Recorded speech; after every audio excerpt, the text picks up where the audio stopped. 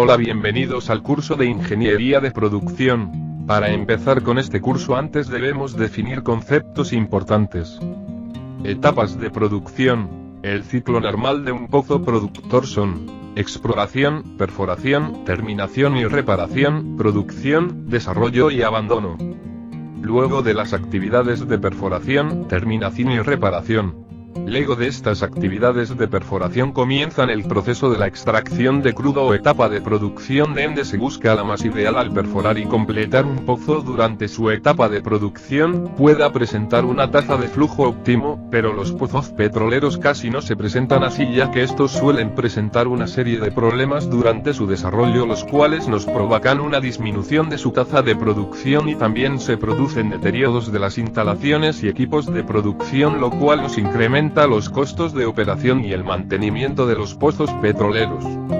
La permeabilidad del yacimiento, viscosidad del crudo, cambios en la presión del yacimiento, taponamientos en el pozo o tubería de producción. Es por eso que en la producción de petróleo se busca la producción de este mediante etapas que son: producción primaria, producción secundaria, producción terciaria, producción primaria. Esta es la primera etapa de producción recién perforado el pozo, la cual el efecto de la presión del yacimiento hace que el crudo suba a la superficie. Por la diferencia de presiones empuja el crudo sin necesidad de proporcionar energía para ello. Los fluidos que podemos encontrar en un yacimiento son: gas, petróleo, agua. Si la presión es la suficiente para que el petróleo suba, o también llamada surgencia natural, en el empuje por gas disuelto o solution gas derive la fuerza que hace que el crudo suba a la superficie, la del gas disuelto en el petróleo que escapa y se expande en el yacimiento por la disminución de presión, donde la recuperación final suele ser inferior al 20%. El empuje por una capa de gas o gas cap derive esto paso cuando el gas acumulado debajo del petróleo, debajo del techo de la trampa, se genera un empuje del petróleo hacia los pozos. La recuperación por capa de gas suele ser del 40 a 50%. El empuje water drive ocurre cuando existe una capa de agua por debajo de la zona de petróleo, la cual puede ser original del yacimiento o provenir de un afloramiento que la alimenta desde la superficie. Aunque el agua es poco compresible, los grandes volúmenes que existen en el subsuelo acumulan una cantidad considerable de energía que, actuando en forma de pistón, de abajo hacia arriba, empuja los fluidos a través de los poros de las rocas, los eleva por la tubería productora del pozo y los desplaza por las instalaciones de superficie hasta las estaciones de recolección, y se puede llegar a recuperar al 60%.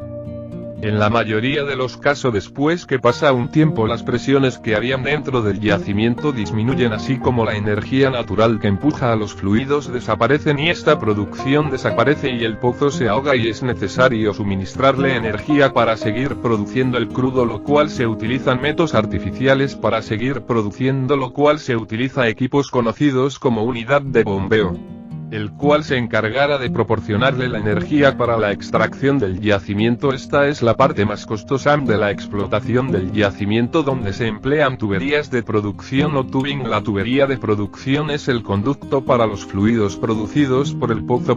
También protege a la tubería de revestimiento de la presión y la corrosión. Su tamaño puede variar desde varias pulgadas en fracciones de pulgadas, donde es necesario analizar qué tipo de bombeo le beneficia a un pozo debido a sus características físicas. El más empleado es el levantamiento mecánico. Producción secundaria.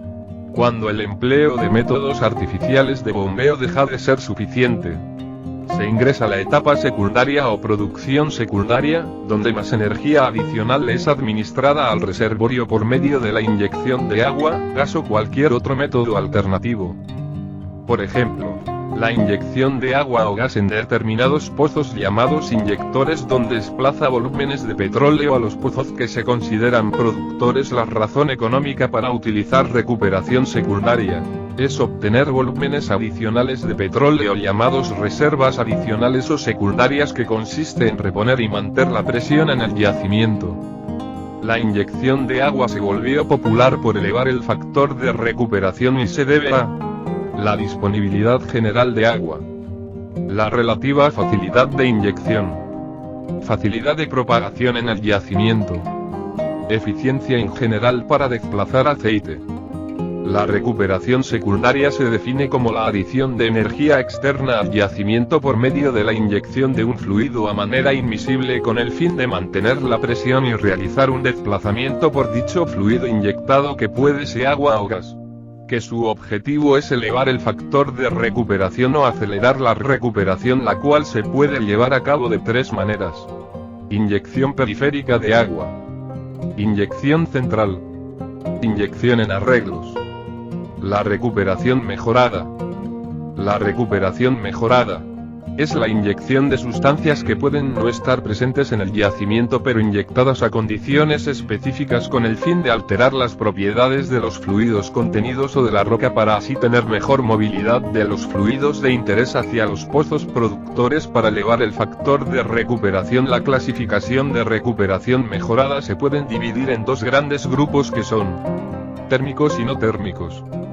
Producción terciaria.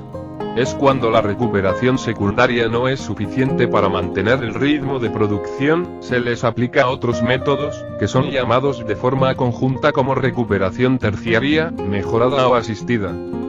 En esta nueva etapa, se incluye la inyección de fluidos especiales como el anhídrido carbónico, dióxido de carbono, solventes, de polímeros, o se suelen usar métodos térmicos tales como la inyección de vapor, o combustión. Debido a su costo elevado, esta fase se realiza cuando los precios del crudo la vuelven económico. Esta es considerada como la tercera o última etapa de procedimientos para la extracción de petróleo. Es cuando el pozo se encuentra en la etapa final de su historia utilizable, por lo tanto se utiliza energía térmica y química con el fin de aprovechar y recuperar al máximo la producción. Antes de comenzar la recuperación terciaria se debe recoger tanta información como sea posible y de las condiciones de saturación del fluido del yacimiento, las cuales se preparan estudios como perfil sísmico vertical, tomografía sísmica, estudios de amplitud UVS offset. Los procedimientos de recuperación involucran la inyección de compuestos químicos disueltos en el agua, inyección de gases miscibles en alternación con las aplicaciones de agua, la inyección denominada micellar solutios, que con microemulsiones compuestas por sulfactantes, alcoholes y aceites crudos, la inyección de vapor y la combustión in situ. La información más importante de la recuperación terciaria es la saturación de gas. Sigamos con el curso. Ahora hablaremos sobre los controles de producción sobre la remoción del agua. Comencemos. Remoción de agua. En los casos donde se produce aceite con agua, el instrumento que se utiliza para la remoción de agua para la separación lleva el nombre de separadores. El agua libre se puede remover utilizando un separador trifásico aceite, gas, agua. La separación del aceite se lleva a cabo mediante separación mecánica, separación físico-química, métodos de separación agua-aceite por métodos físico-química. Por temperatura. La temperatura reduce la tensión superficial del aceite, ayudando de esta manera al gas que está atrapado o retenido por el aceite pueda escapar en forma de burbujas. El método más efectivo para calentar aceite crudo es pasarlo por un baño de salmuera o calentadores. Este tipo de tratamiento es el más conocido para separación para remover burbujas de espuma de un aceite. Por productos químicos. Cualquier químico que reduzca la tensión superficial del aceite crudo ayuda a liberar el gas que no está en el aceite, como también ayudan a reducir la tendencia de formar espuma de un aceite, incrementando la eficiencia de un separador. Los separadores bifásicos y trifásicos. El separador bifásico separa el fluido en líquido y gas, cargando este último en la parte superior y el líquido en la parte inferior. El separador trifásico separa el aceite, gas y agua, y el gas sale, como en el caso anterior, en la parte superior del tanque, el aceite en la parte intermedia y el agua en la parte del fondo. Ambos separadores son de diseño horizontal de un tubo o de dos tubos, vertical y esférico. Componentes principales. Los componentes principales de un separador son el tanque de separación y un control del nivel de líquido, una válvula de descarga del aceite, indicadores de seguridad, válvulas de presión. Por otro lado, los separadores esféricos, su ventaja está en su facilidad de instalación y sus desventajas están en eficiencia de separación, estabilización de los fluidos separados. Otro método que se puede usar son extractores de vapor para remover aceite. El líquido residual en forma de niebla se puede remover efectivamente de una corriente de gas por medio del separador siempre y cuando éste posea un extractor. Sin embargo, los vapores condensados en el gas no se pueden remover con estos extractores debido a la reducción de la temperatura que se presenta después que el gas es descargado del separador, es decir, que la corriente del líquido. Los extractores de vapor se instalan en separadores convencionales del gas o aceite para minimizar la cantidad del líquido, niebla que lleva el gas. Separación mecánica. Separación mecánica. Principios de funcionamiento de los extractores de vapor. Los extractores de vapor pueden ser de diferentes diseños, dependiendo de si el principio que usan es por choque, por cambio de la dirección del flujo, por cambio de la velocidad, por fuerza centrífuga, por paquetes de coalescencia o por filtros. Por choque. Si una corriente de gas que contiene vapor líquido choca contra una superficie, el líquido se adhiere a esta uniéndose en grandes gotas que caerán por gravedad al fondo del tanque. Si el contenido de líquido del gas es alto, o si las partículas de vapor son extremadamente finas, se necesitan varias superficies de choque para lograr una remoción satisfactoria del vapor. Por cambio de la dirección de flujo. Cuando la dirección de flujo de una corriente de gas que contiene niebla de líquido cambia bruscamente, la inercia hace que el líquido continúe o siga la dirección original de flujo. La separación de vapor líquido del gas se efectúa, ya que el gas cambia más rápidamente de dirección de flujo que el vapor líquido y se tiene de nuevo el efecto en la superficie del extractor de coalescencia o unión de las gotas que luego se decantan por gravedad. Por cambio de velocidad, la separación del líquido y gas también se puede efectuar con un cambio brusco de velocidad, una disminución de esta. Ambas condiciones utilizan la diferencia de inercia entre el gas y el líquido, es decir, emplean el mismo efecto gravitatorio. Por ejemplo, en los separadores de gas y aceite verticales, se usa un extractor de vapor de paletas para remover el líquido del gas. Por fuerza centrífuga. Si una corriente de gas que lleva vapor líquido fluye en un movimiento circular a una velocidad lo suficientemente grande, la fuerza centrífuga hace que el líquido se separe del vapor y choque contra las paredes del recipiente. La separación del vapor líquido por fuerza centrífuga es uno de los métodos más eficaces para separar el vapor líquido del gas. La eficiencia de este método aumenta de manera proporcional al aumento de velocidad suministrado al gas. Los extractores de niebla de tipo centrífugo también se usan en separadores verticales, en los cuales poseen paletas radiales que causan el movimiento circular que trae como consecuencia el que la fuerza centrífuga actúe sobre las partículas de líquido llevándolo hasta las paredes en donde se presenta el efecto de coalescencia o unión de las gotas que se decantan luego por gravedad. Con empaques de coalescencia o unión. Estos empaques hacen una recapitulación de los anteriores métodos, empleando una combinación de choque, cambio de velocidad, cambio de dirección de flujo y empleo de fuerza centrífuga, mediante lo cual logran separar el vapor líquido del gas. Estos empaques proveen una gran superficie para la unión de las gotas de vapor líquido. Con filtros. En determinadas aplicaciones, los filtros porosos son muy efectivos para remover el vapor líquido, pues los medios porosos filtran el vapor líquido del gas. Además, el material poroso también puede usar los principios de choque, cambio de dirección de flujo y cambio de velocidad. Las caídas de presión a través de los extractores de vapor que se usan en un separador deben ser bajas, para lograr una eficiencia máxima de separación. Por asentamiento. El gas que no está en solución con el aceite se puede separar de este si se permite el asentamiento por un tiempo suficiente.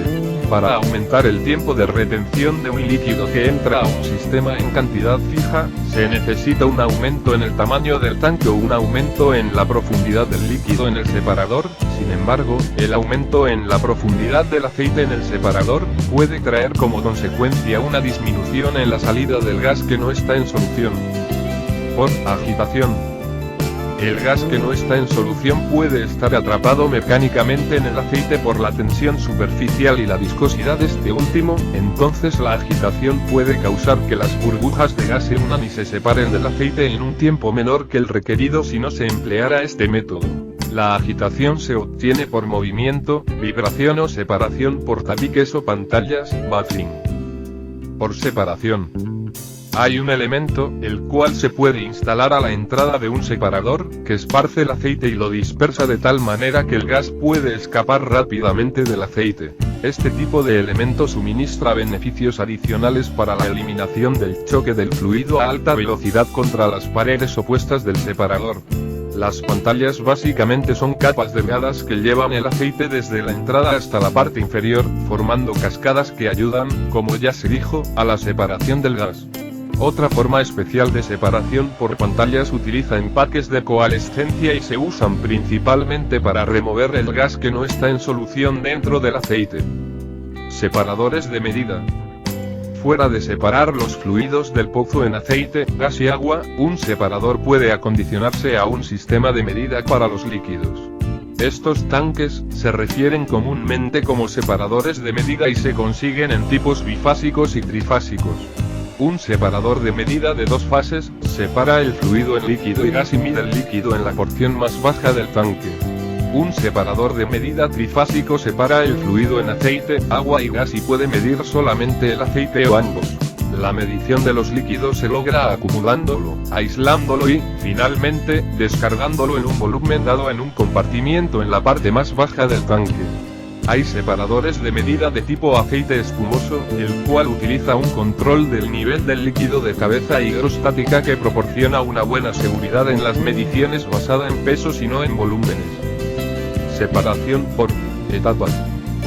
Las etapas de separación de aceite y gas se logran con una serie de separadores que se operan en una secuencia de presiones reducidas. El líquido se descarga del separador que tiene una presión más alta a un separador que tiene una presión más baja. El propósito de la separación por etapas es obtener un máximo recobro de hidrocarburos líquidos de los fluidos del pozo y suministrar una estabilización máxima del fondo del líquido y el equivalente del gas. Hay dos procesos de liberación del gas de los hidrocarburos líquidos a presión, ellos son la separación instantánea, flash, y la separación diferencial. Otra parte muy importante son los sistemas de producción. El sistema de producción tiene la capacidad de transportar los fluidos desde el reservorio hasta la superficie y separarlo en petróleo, gas y agua. Los fluidos viajan a través de el reservorio, la terminación, la tubería de producción y restricciones. Las facilidades de producción. Ahora hablaremos sobre las pérdidas de presión que se presentan a lo largo del sistema de producción. Los conceptos que no debemos olvidar es que la energía se pierde en forma de presión a lo largo del sistema y a través de cada componente del mismo, donde ésta depende de características y composición de los fluidos. Restricción en el sistema al paso del fluido. Caudal de fluidos. Podemos decir que la capacidad de producción del sistema responde a un balance entre la oferta de energía del reservorio y la demanda de energía del sistema. Para generar un balance de energía se considera un punto a lo largo del sistema, nodo, el cual nos permite analizar la oferta y demanda en ese punto. La oferta de energía del sistema de producción está relacionada con la oferta de caudal y de fluidos y presión del reservorio a lo largo de su vida útil. Y la demanda de energía del sistema está relacionada con las pérdidas de presión durante el transporte de fluido, desde el fondo del pozo hacia el punto de entrega final. Por último, podemos decir que conocer los elementos del sistema de producción así como identificar cuáles son las variables que afectan su capacidad, es de suma importancia a la hora de optimizar la oferta y demanda de energía del mismo, y por ello maximizar la productividad y eficiencia de nuestro sistema de producción. Muchas gracias por su atención y nos vemos en otro curso siguiente. Hasta la próxima.